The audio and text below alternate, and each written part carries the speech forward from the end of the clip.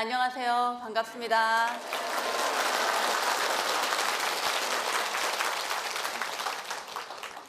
네, 저번에도 한번 꽃을 받아보긴 했는데 오늘 꽃을 받으니까 그 입이 바짝바짝 말라서요. 물 좀 마시고 하겠습니다. 일찍 절에 와가지고 꽃다발 받은 일이 없어가지고 기억이 아득해서 이렇게 꽃을 받으면 너무나 좋습니다. 이렇게 아름다운 도량의 월정사, 달을 품은 도량이라고 그러죠. 예, 달을 품은 그 달의 정기를 받아서 문수모살의 지혜를 배울 수 있고 담아갈 수 있는 도량이라고 합니다. 이 월정사에서 여러분들과 함께 특히나 금강경을 공부할 수 있게 되어서 너무 감사드리고 청해주신 월정사 관계자 여러분, 그리고 특히 자연스님께 감사의 말씀을 드립니다. 고맙습니다.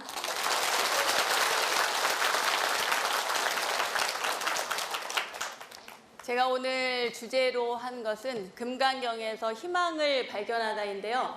여러분, 금강경에서 희망을 발견하셨습니까? 네. 그러면 법문이 필요가 없는데. 금강경에서 희망을 발견하다. 여러분들이 봉찬기도, 금강경 철야 정진 독송기도를 하신다고 제가 들었는데요. 그 독송기도를 여러분들이 지금 몇 번째 오셨습니까? 대략?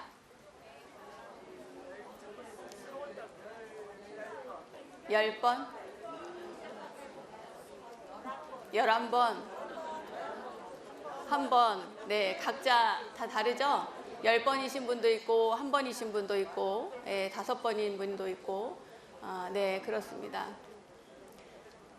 여러분, 이제 금강경 독송을 시작하면서 뭔가 삶의 변화가 있죠? 없습니까? 있죠. 예, 금강경은 우리 삶을 변화시킵니다. 물론 금강경뿐만 아니라 다양한 경전들이 우리 삶을 바꾸어주기는 하는데, 특히나 금강경에서는 금강경을 잘 공부를 하고 금강경을 또 일상생활에 이렇게 접목을 시키면 그러면 우리 삶이 바뀝니다. 그 이야기를 오늘 하려고 하는데요. 여러분들 경전을 공부할 때 어떠한 경전이든지 간에 맨 처음에 이렇게 시작하는 부분, 그 부분을 보면 거의 비슷한 내용들이 나옵니다. 들어보셨을 거예요. 여시아문에서부터 쭉, 그죠? 예, 제 1분에 대한 이야기를 먼저 하고, 그리고 왜 그 이야기를 해야 되는지, 왜 그것이 중요한지에 대해서 말씀을 드리도록 하겠습니다. 모두 합장하실래요? 네,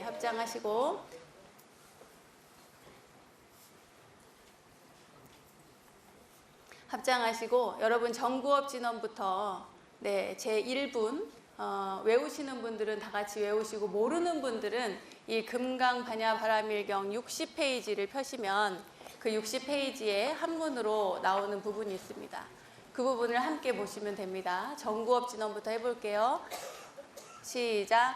정구업 진원 수리 마하수리 수수리 사바하 수리 마하수리 수수리 사바하 수리 마하수리 수수리 사바하 오방내외 아니 제신진원 나무 삼만다 못다남 옴도로 진미 삼바하 나무 삼만다 못다남 옴도로 진미 삼바하 나무 삼만다 못다남 옴도로 진미 삼바하 해경계 무상심심미묘법 백천만검난조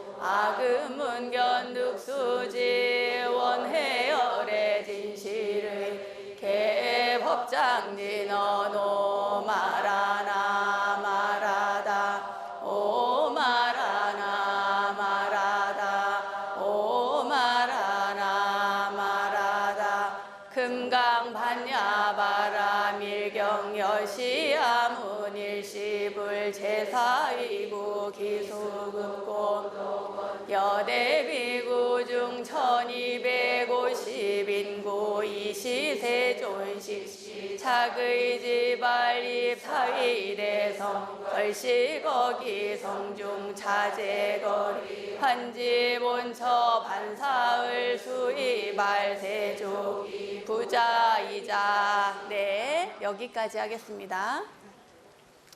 여러분들이 지금 낭독한 이 부분은 부처님과 부처님께서 생존에 함께했던 제자들의 어떤 생활의 모습을 그대로 담은 것입니다.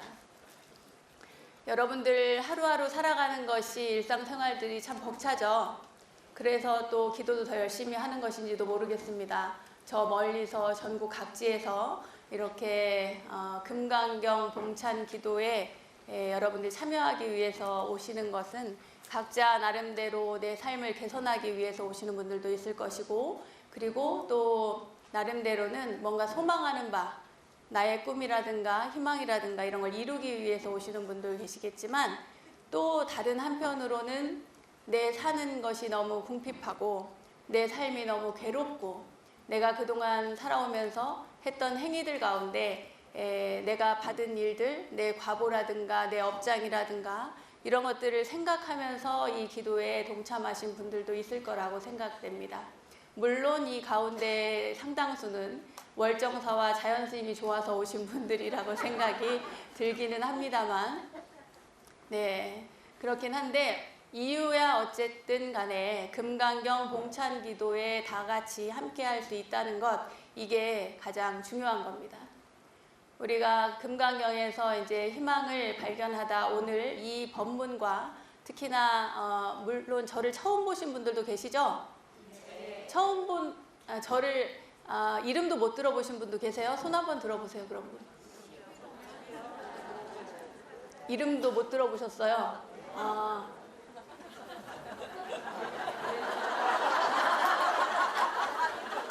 당황했어요. 나는 없을 줄 알았거든요. 네, 그러네요. 예, 그래요. 이런 인연이 되어서 또 알 수 있게 되고, 이런 이야기도 나눌 수 있게 되고, 이것이 참 좋은 인연으로 여러분이 처음 뵙는 분들은 특히나 좋은 인연이 되었으면 좋겠습니다.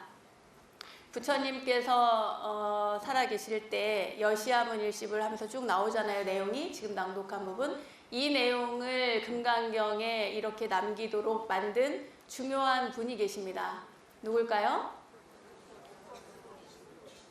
수보리, 아난, 의견이 헷갈려요. 1번 수보리, 2번 아난존자.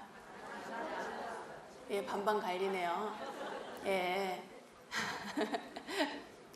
여시아문은 누구의 이야기입니까? 여시아문. 이와 같이 내가 들었다. 누가 들었을까요? 아난존자가 들었습니다. 예, 아난존자가 들었어요. 예, 아난존자가 부처님 곁에서 부처님을 25년 동안 시봉하면서 들은 내용 중에 이 이야기를 이제 내가 이렇게 들었다. 재밌는 게 부처님께서 이렇게 이와 같이 말씀하셨다라고 이야기한 것이 아니라 내가 이렇게 들었다는 거예요.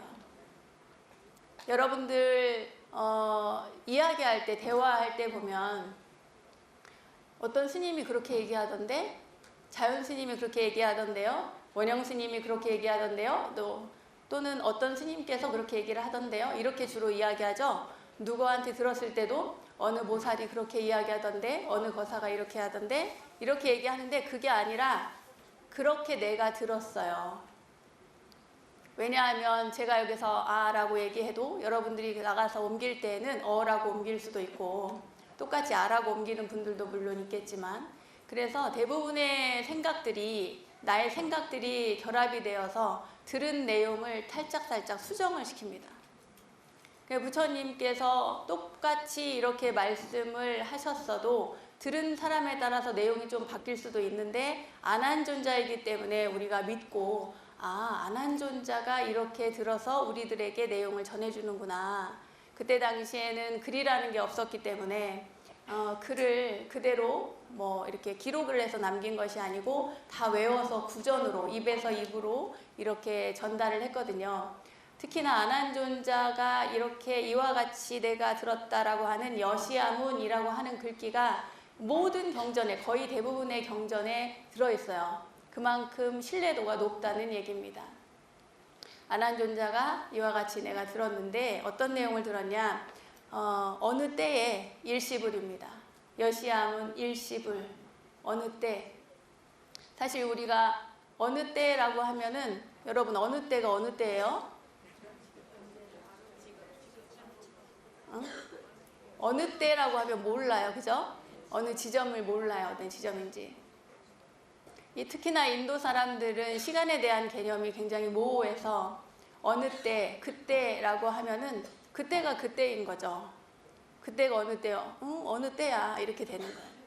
시간관념이 좀 애매모호한데 그러면서도 굉장히 철학적이어서 시간이라는 단어를 뜻하는 깔이라고 하는 단어, 그 깔이라고 하는 단어가 똑같은 의미로 죽음을 의미하는 단어로 쓰이기도 합니다. 그러니까 죽음에 이르도록 하는 그런 시간들, 우리가 죽음으로 향해가는 그 시간들을 깔이라고 하는 거죠. 이렇게 시간관념이 애매모호한, 약간은 철학적이면서도 어떻게 생각하면 명확하지 않은 그들의 생각이, 사유방식이 여기에 그대로 이렇게 녹아있는 거죠.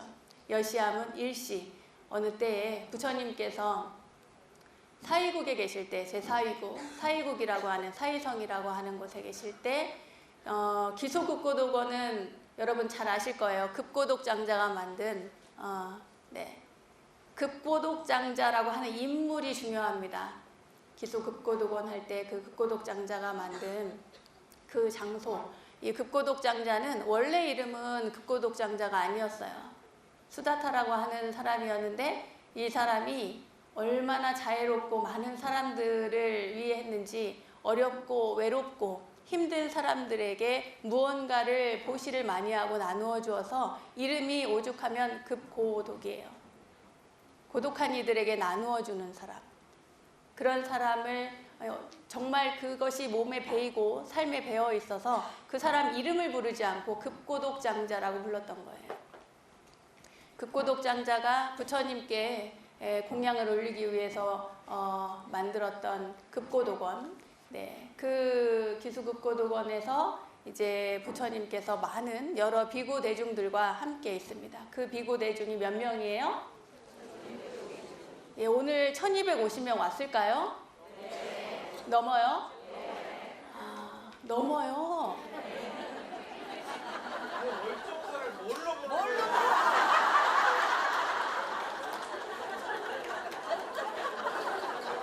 잘못했습니다. 월정사를 뭘로 보는 거요? 이렇게 말씀하셨는데 제가 듣기에는 나를 뭘로 보는 겨?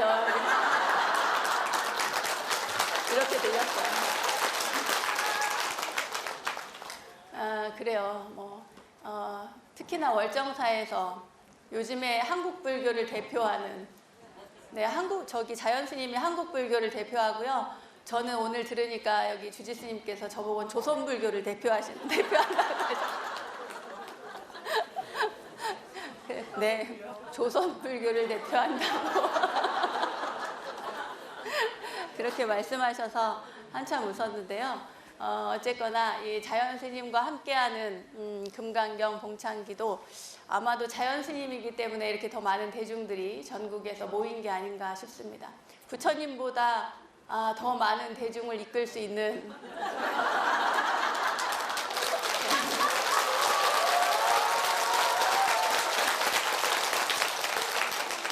월정사에서 전 자연스님이라고 얘기 안 했어요. 왜 박수를 치시는가 했습니다. 네, 월정사에서 부처님보다 더 많은 대중을 모을 수 있는 월정사에서 이런 이야기를 할 수 있게 돼서 너무 기쁩니다. 수많은 대중들이 모였어요. 지금 몇천 명씩 모인다고, 이제 조만간 몇만 명씩 모일 예정이라고 제가 들었는데, 여러분들이 봉창 기도를 열심히 하면 할수록 우리나라의 운명이 바뀔 것만 같습니다. 네.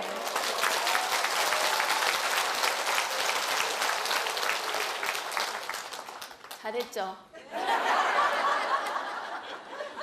너무 나갔나? 할까요? 네, 한국 불교를 바꾸고 여러분들의 기도가 한국 불교의 기운을 바꾸고 그리고 한국 사회의 흐름을 바꾸고 그리고 전 세계로 퍼져나가서 울려 퍼져서 그 기운이 아마도 전 세계에서 지금 곳곳에서 일어나는 전쟁을 멈추게 하고 여러 가지 기후변화나 많은 것들을 멈춰 세울 수 있는 그런 기운을 여러분들이 만들어낼 것입니다.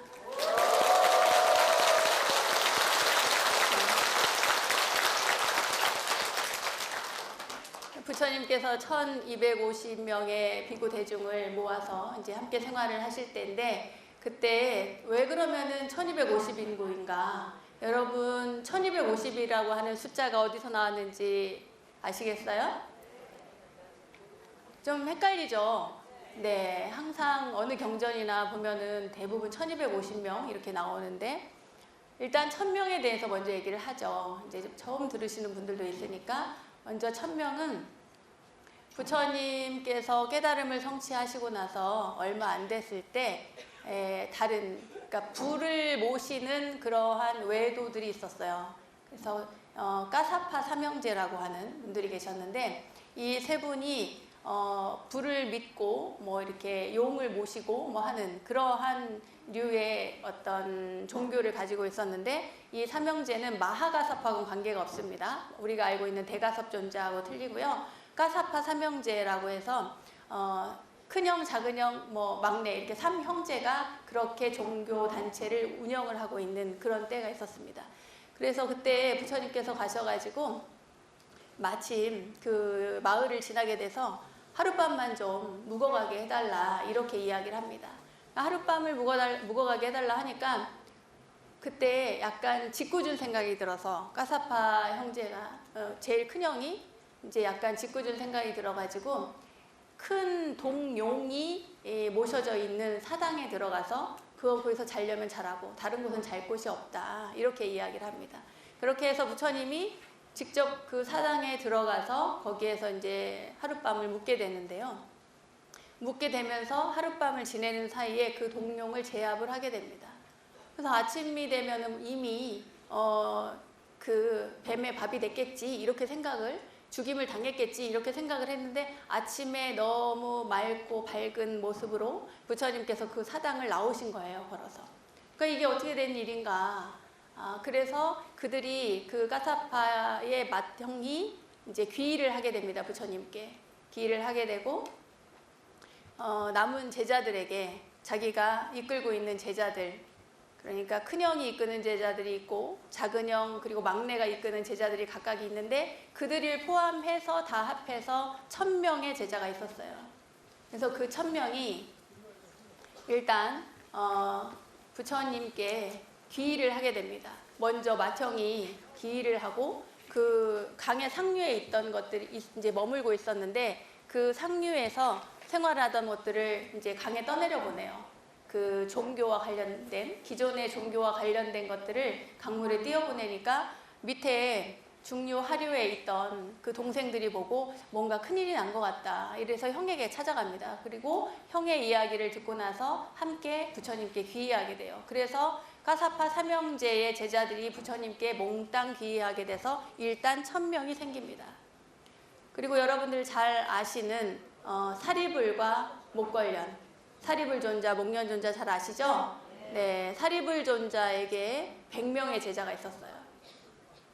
사리불존자는 지혜제일이고 부처님께서 특히나 믿고 실질적으로 불교 교단을 부처님 당시에 이끌었던 어떤 실질적인 운영자라고 볼 수 있는 분이 바로 사리불이었습니다.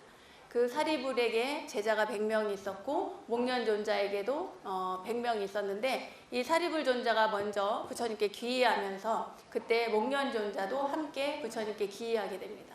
그래서 200명이 늘어나요. 1200명이 그렇게 해서 부처님께 귀의를 하게 되었고 나머지 50명은 여러분들이 잘 아는 일화가 있을 거예요. 부처님께서 어느 날 나무 아래 고요히 앉아 계시는데 젊은이들이 막 사람을 찾아 헤맵니다. 그래서 그게 누구냐면 야사라고 하는 친구였는데 야사라고 하는 친구가 부처 때는 부처님인지 몰랐겠죠. 한 수행자가 이렇게 숲속에 가만히 앉아 있는데 그에게 물어봅니다. 혹시 여기 어떤 여자가 뛰어가지 않았냐고. 그래서 도대체 무슨 일이냐고 묻죠. 무슨 일이라고 물으니까 같이 와서 친구들과 함께 야유회를 왔는데 그때 결혼 안 한 친구가 있어서 함께 다른 여인을 한 명 데리고 왔는데 모두가 낮잠을 자는 사이에 자기들의 보물을 훔쳐서 도망을 갔다. 그 여자를 잡으려고 한다.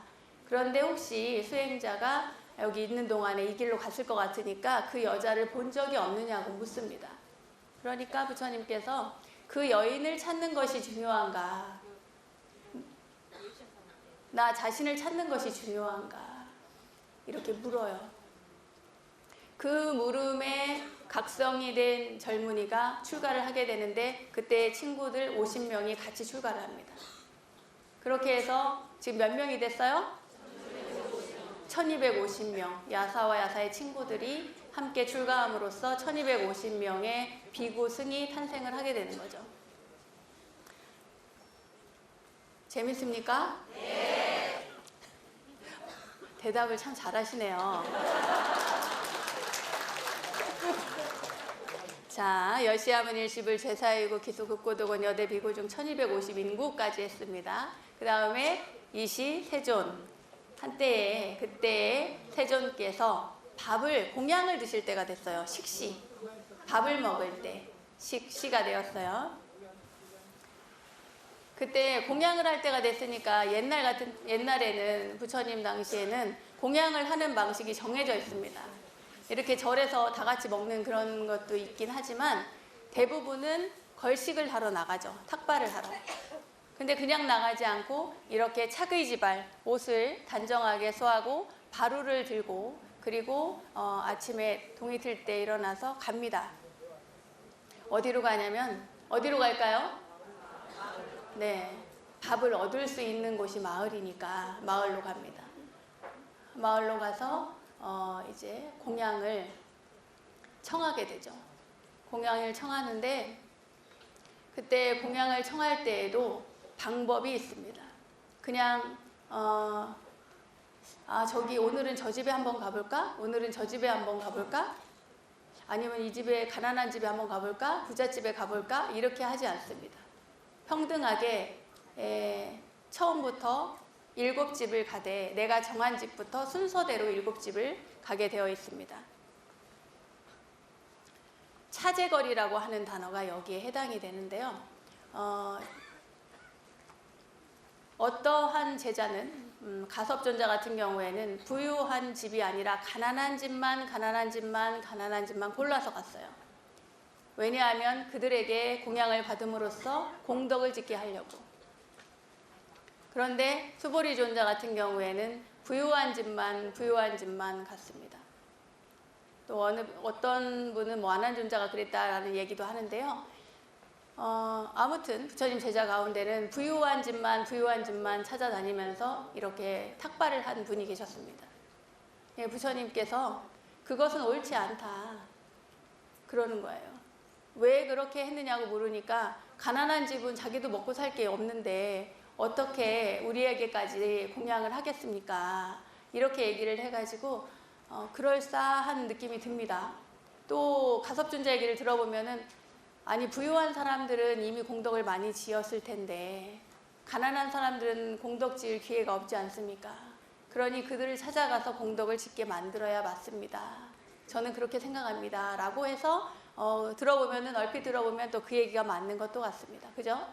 그런데 부처님께서는 그게 아니라 그 누구에게도 부자건 가난한이건 차별하지 않고 평등하게 똑같이 처음부터 7집을 가라고 하는 거예요. 우리도 생각해보면 살면서 어떤 사람에게는 저 사람은 좀 잘 사니까 좀 시주를 더 잘할 것도 같고 어떤 사람은 저 사람은 좀 가난하니까 어려워서 말을 못하겠고 또 어떤 사람은 또 생각할 때 저 사람은 가난하니까 내가 더 시주를 받아야지 이렇게 각각 생각하는 바가 다 다를 수 있습니다. 여러분들도 사회에서 그러죠. 사회생활 할 때 어디 좋은 일이 있으면 함께 하자 이렇게 권선한다고 그러죠. 권선할 때 그때 좀 넉넉한 사람에게 권선하는 사람이 있고 넉넉하지 못해서 일부러 더 권선하는 사람이 있고 그렇습니다. 그러나 그렇지 않다. 누구에게든 똑같이 평등하게 이야기를 해주고 권선해서 그들이 좋은 일을 선업을 쌓을 수 있는 기회를 주어야 된다. 그 얘기를 하셨습니다. 그리고 나서 부처님께서 이제 공양을 탁발을 해서 공양을 드시고 그리고 자리에 돌아옵니다. 자리에 돌아와서 환지본처죠. 환지본처에서 반사을 수의발 세족이 부자이자 그러니까 이렇게 이 가사를 저희가 지금 입은 가사 이 가사와는 그때 당시의 가사는 동일하지 않습니다만 가사를 잘 정돈을 하시고 그리고 먼 길을 갔다 오셨으니까 발도 씻으시고 자리에 앉으셨던 거예요. 부처님께서는 그 이후에 법을 설하시거나 아니면 선정해 드시거나 하셨겠죠. 이것이 부처님의 일상이었던 겁니다. 제자들도 마찬가지였고요. 아침에 눈을 뜨면 정리를 잘 하고 그리고 옷을 단정하게 입고 바루를 들고 마을에 가서 탁발을 내서 공양을 하시고 자리에 돌아와서 그리고 씻고 정리를 하고 그리고 반드시 앉아 있을 때 그 다음에 이야기가 스토리가 전개가 되는 것이죠.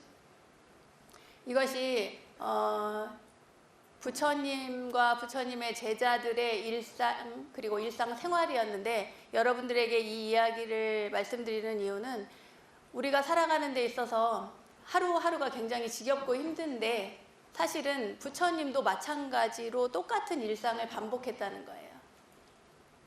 부처님의 삶과 우리의 삶이 동일하다는 의미가 아니라 반복했다라고 하는 것이 동일하다 이 말입니다. 형태는 다르지만 부처님도 매번 똑같은 일, 물론 이제 많은 중생들을 제도하는 일, 가르침을 주는 일, 어려운 이들을 보살펴주고 그들에게 좋은 이야기를 해주시고 중생들을 구제하는 것을 일생 동안 끊임없이 쉼 없이 계속 하셨는데 우리는 그렇지는 않잖아요. 그러나 부처님도 반복적인 생활을 하셨고 우리도 마찬가지로 반복된 생활을 하고 있습니다. 어떤 때는 쳇바퀴처럼 이렇게 반복된 생활이 지겨울 때가 있어요. 저희도 아침에 일찍 일어나서 예불 하고 또 공양하고 기도하고 또 이렇게 이야기를 해야 될 때는 법문을 하고 또 어디 가서 누가 청하면 장례식장도 가야 되고 이러한 일들이 늘 있습니다. 늘 반복이라는 거죠. 여러분들은 직장이 있는 분들은 직장 생활을 끊임없이 반복할 것이고 자 그러면 이 반복된 생활을 우리가 어떻게 할 것인가? 어떻게 하겠어요? 방법이 없습니다. 하나마나한 얘기지만 방법이 없어요. 그저 성실하게 하는 겁니다. 부처님께서 부처님께서 말씀을 남기신 모든 경전들이 사실은 대부분 이렇게 시작이 돼요. 열시하문 일시불부터. 열시하문 일시불 제사이고 기수국고동 하면서 쭉 나오는 이 서분. 사실은 어떤 선사께서는 부처님의 경전의 핵심은 여기 안에 있다. 이 서분 안에 모두 다 들어있다. 이것을 끊임없이 꾸준히 성실하게 살아내고 이겨내는 것, 이것이 가장 중요한 일이다. 반복된 일상이지만 그것을 성실하게 해내는 것, 이것이 기본이라는 얘기죠.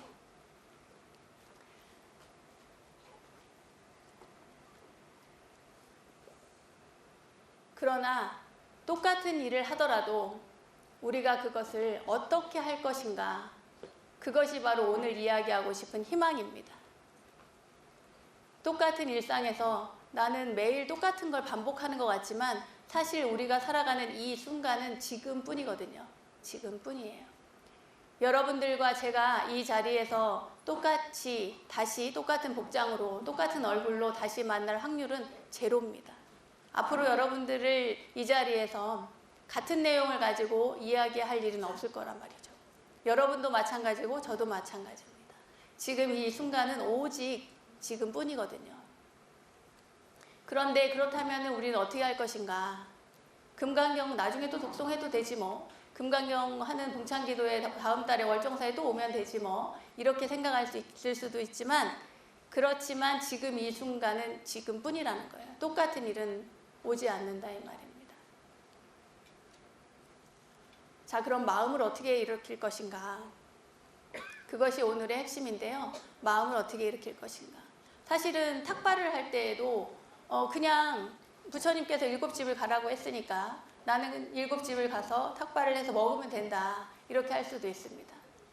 그런데 달리 생각할 수도 있단 말이죠. 예를 들어서 가섭존자 같은 경우에는 대중이 공양청을 받아서 공양할 자리에 늦게 가서 못하게 된 경우가 있었어요. 그때 옆에 보니까 담벼락 옆에 보니까 문둥병 여인이 있었어요. 문둥병에 걸린 여인이 있을 때 그 여인에게 가가지고 가섭존자가 합장을 하고 그 앞에 섭니다. 그러니까 문둥병 걸린 여인은 스님이 와가지고 머리 깎은 스님이 와서 자기 앞에 와서 합장을 하고 서 있으니까 이 얘기는 무슨 얘기냐면 당신이 먹을 음식을 나에게 나누어 주십시오 라고 하는 의미거든요. 그러니까 이 문둥병 여인이 처음에는 당황해요. 아무도 나에게 밥을 나누어 먹자는 사람이 없는데 어디 그뿐입니까? 문둥병에 걸렸으니까 가까이 오려오는 사람도 없는 거예요. 다 꺼려하고 돌이나 안 던지면 다행이죠. 그런데 가섭존자가 와서 합장하고 서 있는 거예요. 그래서 마침 자기가 미음을 먹으려고 음식을 받아놓은 게 있는데 얻어온 게 있는데 그래서 이제 이 여인이 짓궂은 마음이 드는 거예요. 진심일까? 이 스님의 마음이 진심일까?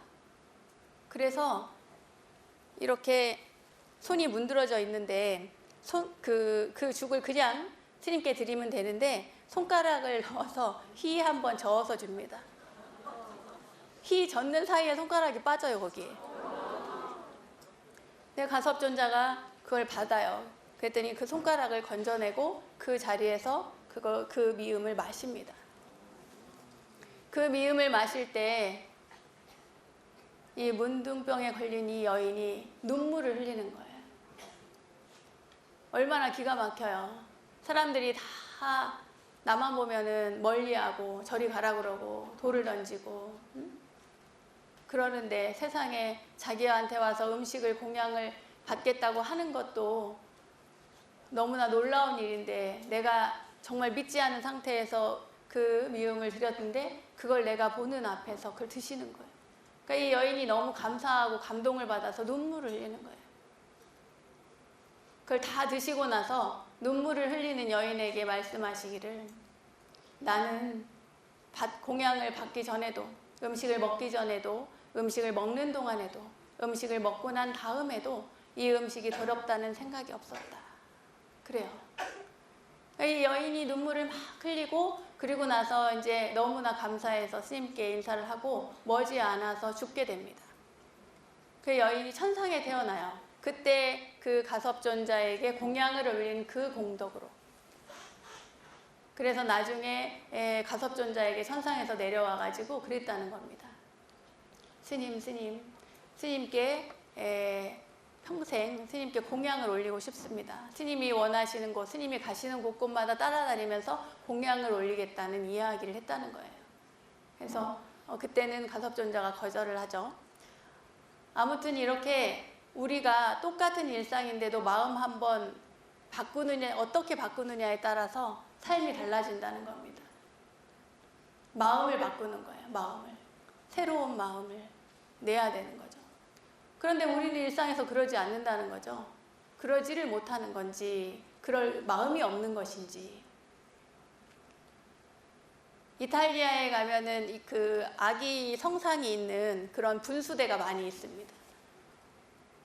거기 가면은 아기 천사가 이렇게 천사가 달려가지고 이렇게 물이 나오는 그런 분수대 여러분 가서 보셨을 건데 어느 청년이 그 분수대 앞에 가면서 매일 기도를 하는데 아침에 출근하면서 기도하기를 제발 로또가 당첨되게 해주세요.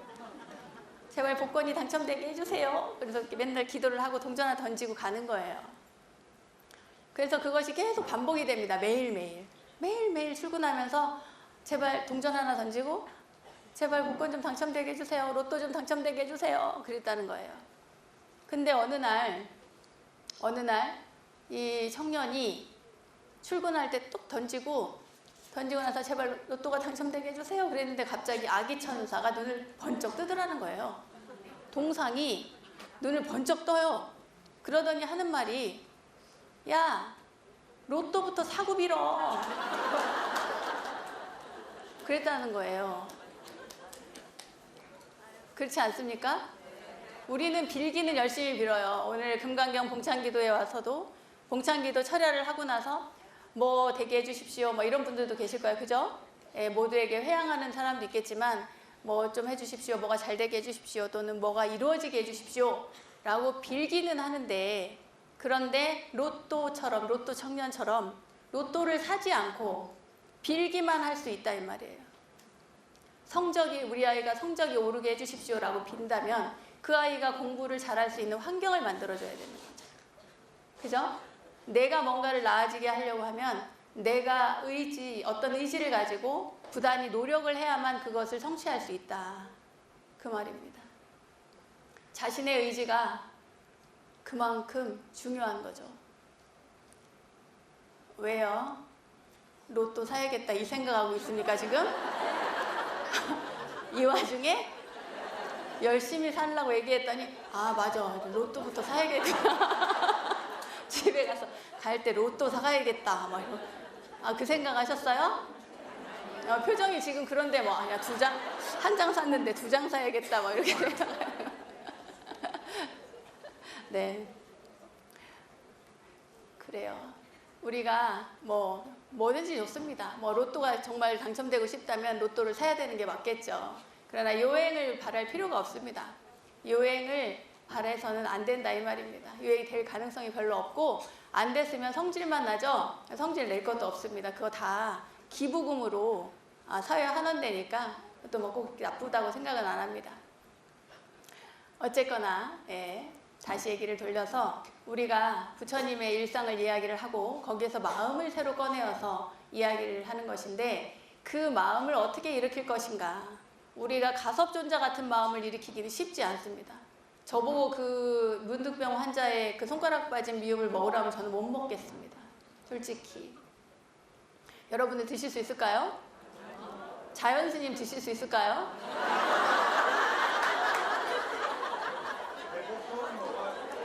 배고프면 먹는답니다.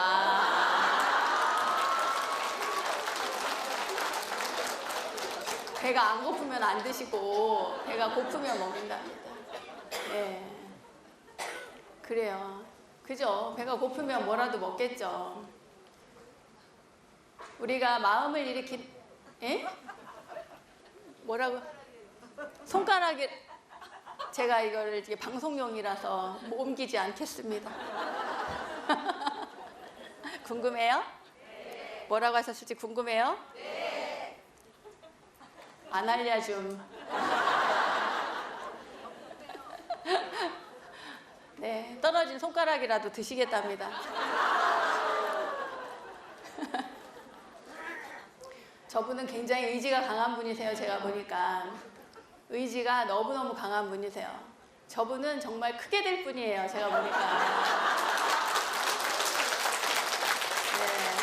네, 이미 상당히 크셨지만, 상당히 키도 엄청 크시지만 더 크실 예정인 것 같습니다. 네, 우리의 삶의 태도를 보면 자연스님 얘기가 나오고 갑자기 생각이 났는데, 옛날에 알코올 중독자 아버지를 둔 형제가 있었대요. 알코올 중독자의 아버지가. 그래서 아버지가 술만 드시면은 집에서 살림을 부수고, 그러니까 어머니는 집을 일찍 나갔죠. 아들이 형제가 있었어요. 형과 동생이. 근데 아버지가 술만 드시면은 살림을 깨부수고 애들을 패고 막 그렇게 하는 거예요.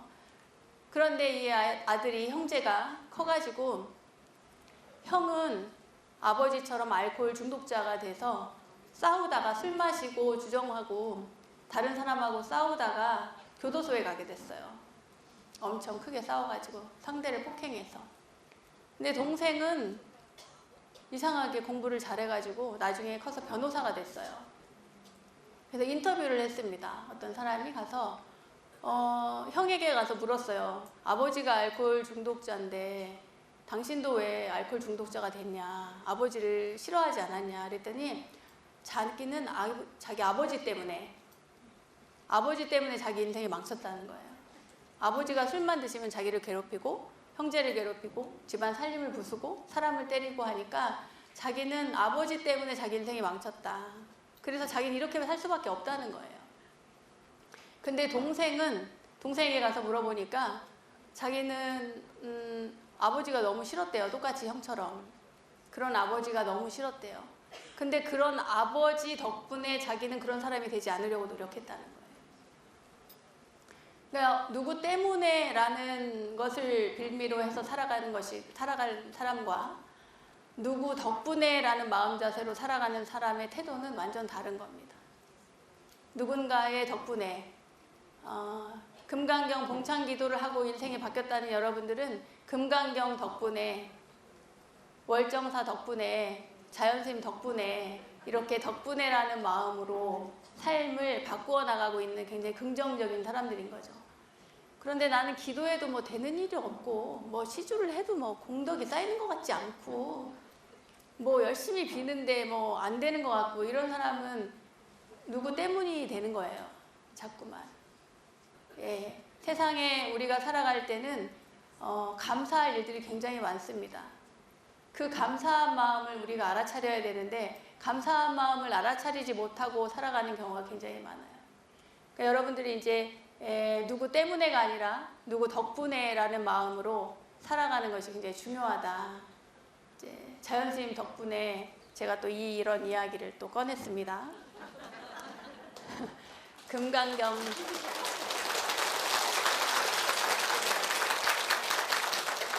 여긴 참 이상하네요. 자연스님 얘기만 하면 박수를 치네요. 응? 왜 이러는 걸까요? 뭐라고? 제 덕분에 박수 치신 거예요? 자세 좋아요.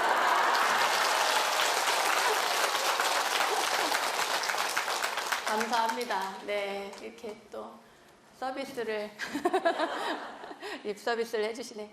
예, 금강경에 이제 다시 금강경의 내용으로 돌아가서 여러분들 금강경의 이 앞에 서분이 끝나고 나면 두 번째 분에 수보리가 일어나서 부처님께 묻죠.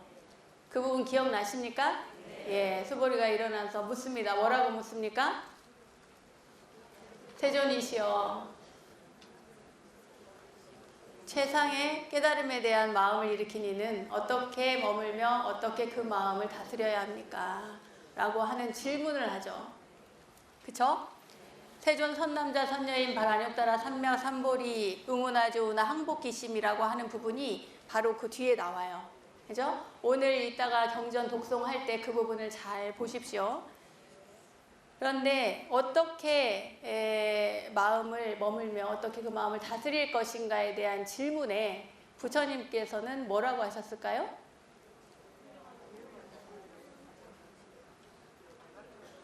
상을 내지 마라 그랬죠. 상을 내지 마라.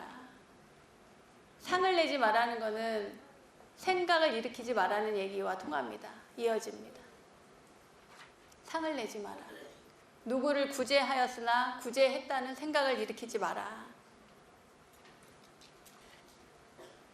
구제했다라고 하는 생각도 일으키지 말고, 내가 봉창기도에 한 달에 한 번씩 간다라고 하는 생각도 일으키지 말고, 내가 월정사 가서 기도를 이만큼 했는데 나는 왜 되는 일이 이거밖에 안 되지? 라는 생각도 일으키지 말고, 어떻게 살아갈 것인가? 상을 내지 말고 마음을 일으켜 살아가라 그러셨어요. 질문이 뭐였냐면 깨달음에 대한 질문이었어요. 깨달음을 향한 사람들이 어떻게 살아갈 것인가? 마음을 일으킨 사람들, 깨달음을 향한 마음을 일으킨 사람들, 마음을 일으켰어요. 발안욕따라 삼맥 삼보리심. 깨달음에 대한 마음을 일으킨 사람들을 우리가 보통 보살이라고 합니다. 보살. 여러분들에게 우리가 보살님이라고 부르잖아요. 여러분들은 제가 보살이고 저희도 보살이라고 할 수 있습니다. 저희는 출가보살이라고 할 수 있겠죠. 네. 보살의 삶, 깨달음에 대한 마음을 일으킨 이는 어떻게 마음을 머물며 어떻게 살아가야 됩니까? 라고 하니까 구제하되, 중생을 구제하되 구제했다는 마음을 일으키지 마라. 보시를 하되 보시를 했다는 마음을 일으키지 마라. 상을 내지 마라. 아상인상, 중생상, 수자상 그 어떤 상도 일으키지 마라. 그런데 거기에서 무주상 보시를 얘기하면서 부처님께서 상을 내지 말고 보시하라 이렇게 얘기하잖아요. 상을 내지 말고 뭔가를 하라고 이야기를 하시는데, 그러면 중생을 구제하는 것도 상을 내지 말고 중생을 구제를 하라고 하는 것이, 우리가 부처님의 가르침을 가만히 살펴보면 무상함을 이야기하고 무아를 이야기하고 가끔 이것이 덧없음이나 허망함으로 이렇게 비출 수 있는데, 그러면 중생 구제까지 우리가 할 필요가 있는가? 무상한 일인데 이렇게 생각할 수 있습니다. 그렇지 않나요? 그런데 부처님은 그렇게 얘기를 하지 않으셨다 이 말이에요. 중생을 구제하는 것이 의미가 없는 일이라면 하지 말라고 했겠죠.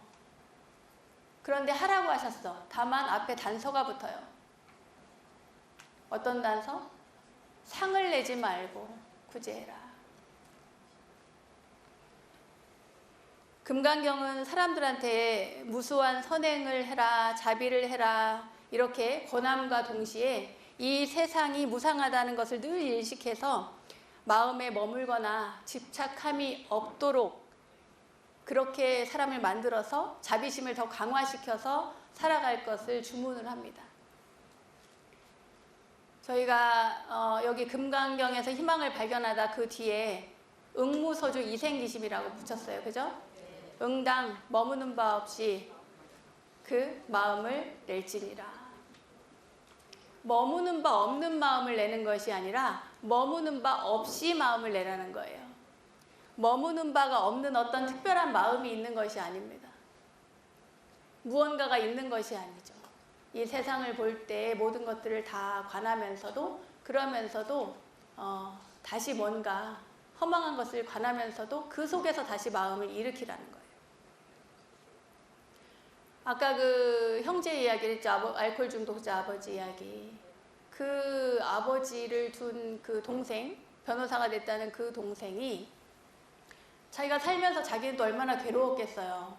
형은 형대로 괴로웠겠지만 자기도 되게 괴로웠을 거란 말이죠. 굉장히 괴로웠는데 그럼에도 불구하고 나는 왜 태어났지? 나는 왜 이렇게 살아야 되지? 정말 인생은 왜 이럴까? 나는 왜 저런 아버지를 만났을까? 너무 삶이 비관적이었을 수도 있는데 그럼에도 불구하고 자기는 거기에서 다시 마음을 일으킨 거예요. 나는 저런 알코올 중독자는 되지 말아야지. 세상이 아무리 힘들어도 나는 저렇게는 살지 말아야지. 그게 새로운 마음을 일으킨 거예요. 이생기심한 거예요. 거기에 자기의 환경이라든가 자기 부모에 대한 것이라든가 아니면 형에 대한 마음을 거기에 집착함이 하나도 없는 거죠. 그걸 다 내려놓고 다시 마음을 일으킨 거예요. 그게 바로 나는 열심히 살아야 되겠다. 그런 마음을 일으킨 겁니다. 응무소주 이생기심의 이 생기심, 우리는 보통 응무소주 머무는 바 없다는 것에 포인트를 줘가지고 집착하지 말아라 이런 얘기를 많이 합니다. 그렇죠. 사실 집착하지 않아야겠죠. 집착하지 않아야 되는 것이 맞습니다. 중요하기도 하고 우리는 모든 것에 집착을 하니까요. 어떻게 보면은 이것도 집착이고 불교 공부도 집착이고 어떤 스님을 좋아하는 것도 집착이고 또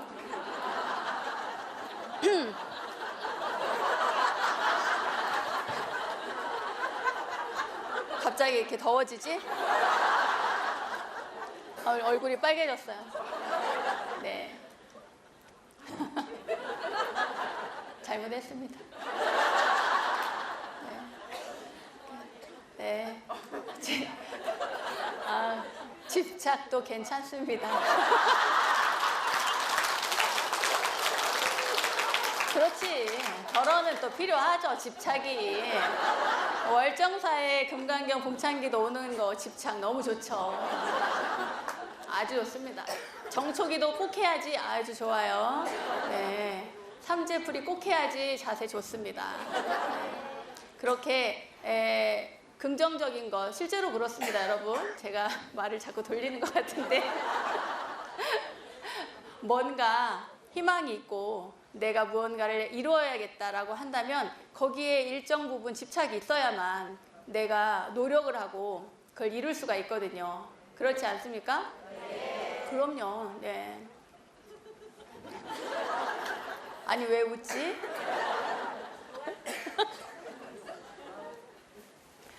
아니 여기 굉장히 덥네요. 네? 아우 뒤통수에서 땀이 나요. 네. 뒤통수에서 자꾸 누가 째려보는 것 같아가지고 뒤통수에서 자꾸만 땀이 납니다. 네. 에? 우리가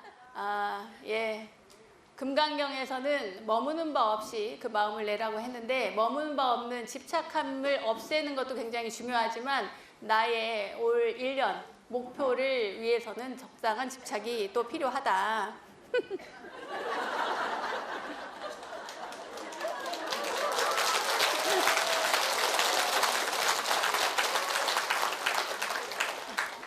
네, 이것이 우리가 이제 지금 정초니까 해가 바뀌어서 갑진년에 처음에 희망을 이야기하고 꿈을 이야기하고 뭔가 소망을 이야기할 때는 사실 적당한 어느 정도의 집착이 필요한 것이 사실이다. 정정하겠습니다. 그렇게 해서 내가 올해 이루고자 하는 것을 애써서 노력해서 한다. 다만 그것을 계속 가지고 가면 안 됩니다. 시작할 때는 이것이 내가 집착인 줄 알면서 집착을 하고 거기에 따른 노력을 하고 기도도 하고 공부도 하고 그렇게 해서 쭉 이루어 나간다면 그것이 어느 정도 궤도에 딱 올랐다 이러면 그 다음부터는 그걸 딱 버릴 줄도 알아야 된다 이 말입니다. 내가 어느 정도 부처님 항상 그 뗏목 얘기를 했죠. 네, 뗏목을 가지고 강을 건넜으면 그 뗏목을 딱 버리고 제 갈 길을 가야지 그 뗏목을 이고 가지 않는다 이 말이에요. 이고 가려고 하는 사람도 있어요. 왜? 아까워서. 그런 분들 많이 계세요. 예.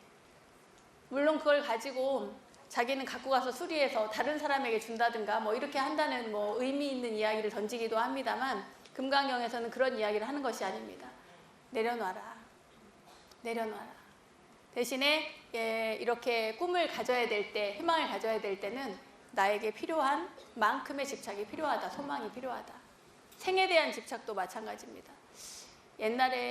옛날이라고 하니까 그런데 2000년대 초반에 미국의 어느 꼬마 시인이 있었어요. 그 아이가 이 근육이 마비되는 어떤 병에 앓았습니다. 메티라고 하는 아이가 있었는데 그 아이가 이제 태어났을 때부터 처음에는 좀 괜찮았다가 점점 근육이 이렇게 마비가 돼서 나중에 죽게 되는 그런 병에 걸렸어요. 불치병에 걸렸는데 10살 때쯤이었어. 2000년쯤 됐을 때 그때 의사가 보니까 이 아이가 죽게 생긴 거예요.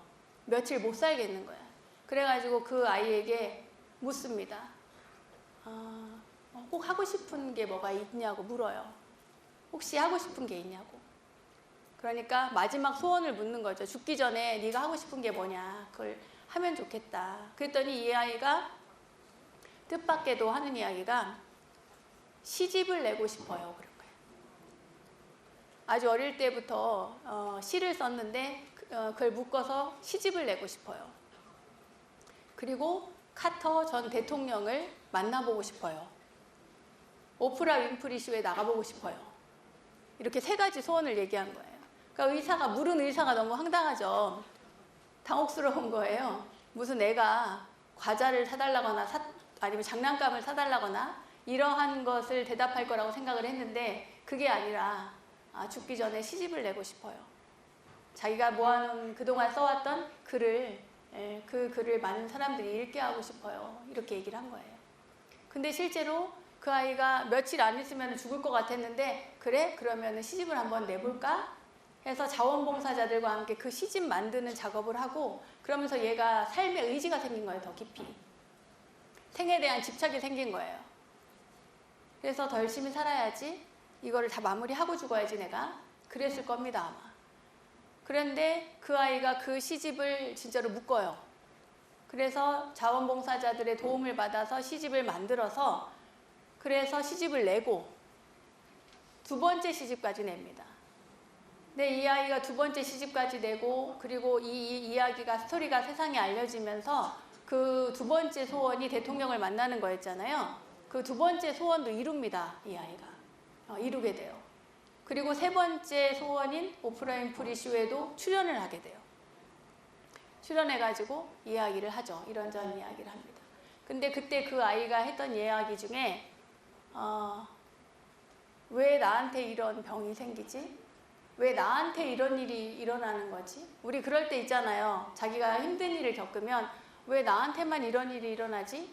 마치 자기 혼자만 겪는 것처럼 왜 나한테 이런 일이 일어나지? 이렇게 생각을 하는데 본인도 그랬다는 거예요. 그 아이도. 그랬는데 어느 순간 생각이 바뀌었대요. 어떻게 바뀌었냐면 왜 내가 아니면 안 돼? 이렇게. 나도 될 수 있지. 처음에는 왜 나한테 이런 일이 생길까 해서 나중에는 왜 내가 아니면 안 되는데? 아주 어린 아기가 아픈 것보다는 내가 아픈 게 차라리 더 낫지 않나. 이런 이야기를 했다는 거예요. 그렇게 해가지고 결국에 이 아이가 한 며칠이면 죽을 아이가 무려 4, 5년 가까이 더 살아요. 그래서 14살에 죽었습니다. 근데 그 아이가 사는 동안에 많은 사람들에게 희망을 주고 그리고 생에 대한 어떤 집착이라고 말하기는 좀 그렇지만 우리 삶이 각자가 내가 왜 나한테만 이런 일이 일어날까가 아니라 나한테도 이런 일이 일어날 수 있다. 그리고 그 일어난 것을 담담하게 받아들이고 그 속에서 최선을 다해서 내 삶을 만들어가고 노력해가는 것. 그것을 그 아이가 많은 사람들에게 희망으로서 이야기를 해준 거예요. 오늘 금강경에서 희망을 발견하다라고 하는 이야기 주제를 하면서 이 이야기를 하는 것은 우리가 똑같은 일상을 부처님처럼 반복하는 그런 일상을 산다고 해도 우리는 그 속에서 무언가 다시 마음을 일으켜야 된다. 집착함이 없어도 마음을 일으켜서 최선을 다해서 열심히 살아가면 된다. 보살이란 그런 거라는 거죠. 보디사트바란 그런 거예요. 보디사트바를 이렇게 떼어서 분석을 해보면 보디는 깨달음이고 사트바는 중생이라는 이름인데 깨달음과 중생이 합해졌으니까 한 단어가 됐으니까 깨달은 중생이 돼버리는 거예요. 그러면 이게 말이 안 맞아요. 그죠? 깨달으면 부처고 못 깨달으면 중생이지 깨달음과 중생이 합해질 수가 없다는 말이죠. 그런데 그것이 단어가 합해져서 위로는 깨달음을 추구하고 보리를 추구하고 그리고 많은 중생들을 제도하는 그런 사람으로서 중생의 삶을 사는 사람으로서 그렇게 살아간다. 보디사트바는 내가 살아가면서 이 세상에 실제성이 없는 이 모든 것들이 다 허망하고 무상한 것이라는 것. 무상한 것은 시간적인 변화를 이야기하는 것뿐이에요. 우리가 무상하다고 해서 반드시 슬퍼해야 될 이유가 없습니다. 무상해. 그렇다고 슬퍼할 거는 아니란 말이에요. 무상한 것의 이치는 그냥 팩트예요. 팩트. 있는 그대로의 사실을 관찰했을 때 시간상의 변화를 항상함이 없는 무상으로서 우리가 이해를 합니다. 그 무상한 세상을 잘 살펴보았더니 나라고 하는 존재가 혼자서는 살아갈 수 없다. 모든 존재와 어우러져서 그리고 도움을 받아서 그렇게 살아가야 된다. 여기에서 월정사에서 금강경 봉창기도를 시작했으니까 내가 그 소식을 듣고 또 오게 되고 내가 혼자 오기 그러니까 친구도 도반도 데리고 오고 그리고 가족들도 데리고 오고 하다가 점점 또 이렇게 많은 인연들과 함께 나누고 하는 그 모든 것들이 나 혼자서는 되는 게 아니란 거예요. 여러분들이 이 자리에 와 있는 동안에도 많은 분들이 지금 밖에서는 이 봉창기도를 위해서 준비를 하고 계실 것이고 공양 드실 것을 준비하고 계실 것이고 그리고 저녁에 기도할 것 또 철야 정지를 하면서 필요한 많은 것들을 이 월정사에서 준비를 하고 있을 겁니다. 그 모든 것들이 단 한 사람이 일궈내는 것이 아니라 모두가 함께 힘을 내서 도와서 일으킨다는 거죠. 그 무언가를 만들어낸다는 겁니다. 그런데 그것들을 이 세상에 어떤 실제 하지 않는다라고 하는 이 모든 것들을 통찰해 보는 것, 그리고 깨달아 아는 것, 그것은 불교 공부를 통해서도 알 수가 있고, 자선을 한다거나 절을 한다거나 여러 가지 방법으로도 알아낼 수가 있고, 그리고 또 여러분들이 어느 순간 탁 하고 후련히 깨달을 수도 있고, 여러 가지 것들이 인연 조합에 의해서 시절 인연이 딱 맞닥뜨려지면 그것을 알아차릴 수도 있습니다. 그런데 그것은 알든 모르든 꾸준히 끊임없이 일구어 나가는, 내가 노력해 가야 할 바이고, 그리고 그것을 안다고 해서 가만히 있는 것이 아니라 이 현실 속에서 모두와 함께 나누어야 된다는 거죠. 현실적으로 적합한 것, 지혜롭게 살아가는 것, 내가 추구하는 그 지혜를 현실에 반영할 수 있어야 된다는 거예요. 내가 여기 이 자리에 다 모였는데 옆에 있는 사람이 옆에 이렇게 다닥다닥 붙어서 앉아 있지만, 화장실에 갈 때는 화장실을 좀 깨끗이, 해우소를 갔을 때는 좀 깨끗이 사용해야겠다. 이것 또한 보살행인 거예요.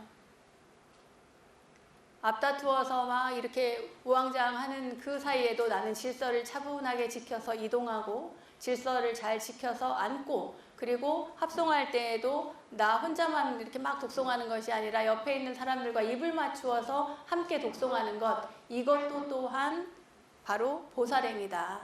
네. 보살행이라고 하는 것은 내가 살고 있는 이 현실에서 그대로 적용을 시켜야만 되는 것이지, 어디 멀리 따로 있는 것이 아니라는 거예요. 누군가 멀리 있는 사람을 막 구제하고 이런 게 아니란 말이죠.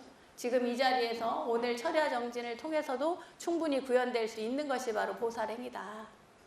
그러한 보살행의 마음을 일으키는 것이 응무소주 이생기십니다. 예, 금강경 봉찬기도에 와서 여러분들이 할 일이었던 것이고요. 그리고 여러분들이 이제 마지막 이야기가 될 것 같은데요. 여러분들이 살면서 나는 무슨 기도를 하는 것이 좋을까라고 했을 때 금강경을 먼저 떠올리면 좋겠다, 이런 생각을 해봅니다. 아무리 힘든 삶이 있어도 이렇게 금강경 봉찬기도에 동참을 하면서 이렇게 지혜로운 눈으로 세상을 바라보고, 지혜가 없이 그냥 뭐 열심히만 하면 되지 않아요. 이 모든 것은 지혜가 바탕이 되어야 됩니다. 자비행도, 남을 돕는 것도, 어리석은 사람이 남을 도우면 방해만 돼요.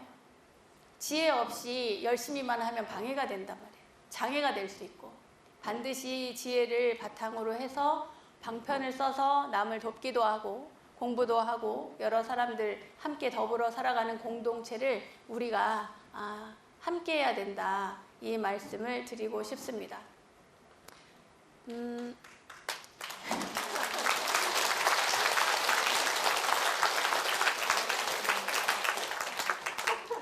네? 뭐라고요? 그렇게 전문 용어를 쓰시네. 뿌락지를 심었다는 얘기를 하시네. 난 그런 이야기 진짜 처음 들어봐.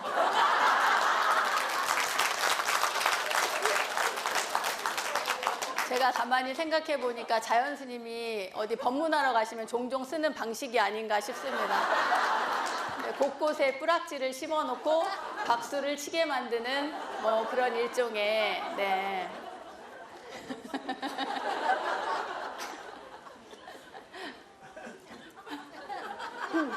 아우, 뒤통수가 따가워지기 시작했어.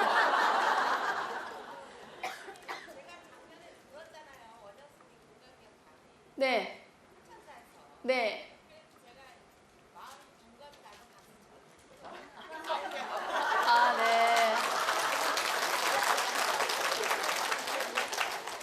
들으셨죠?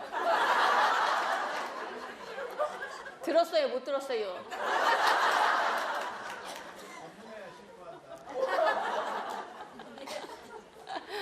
네. 자꾸만 여기 참 느낌이 이상하네요. 자꾸만 스토리가 막 끊어지고 방향이 바뀌고 막 이상합니다. 네. 여러분들이 오늘 제가 전달하고 싶었던 이야기는 제가 충분히 한 것 같은데 다만 이제 오는 와중에 길이 좀 울퉁불퉁하긴 했어요. 예, 금강경에서 희망을 발견하다 부처님의 삶을 우리가 한번 훑어봤고 그 속에서 우리도 마찬가지로 반복되는 일상 속에서 마음을 일으켜야 된다. 그 마음을 어떻게 일으키냐 집착 없이 일으키는데 지금은 시기적으로 집착이 좀 필요하다. 집착이 조금 필요한데 집착이 좀 필요한데 어느 정도 좀 이루고 나면 그 집착을 내려놓을 줄 알아야 된다. 예? 성공하게 되면 그리고 저기 있네 뿌락지. 처음 뵙지만 오늘부터 공식 뿌락지로 지정하겠습니다. 네. 네. 그렇게 여러분들이 하루하루 봉찬 기도를 할 때뿐만 아니라 하루하루 보살행을 실천하면서 그렇게 살았으면 좋겠습니다. 제 이야기는 여기서 마치도록 하겠습니다. 감사합니다.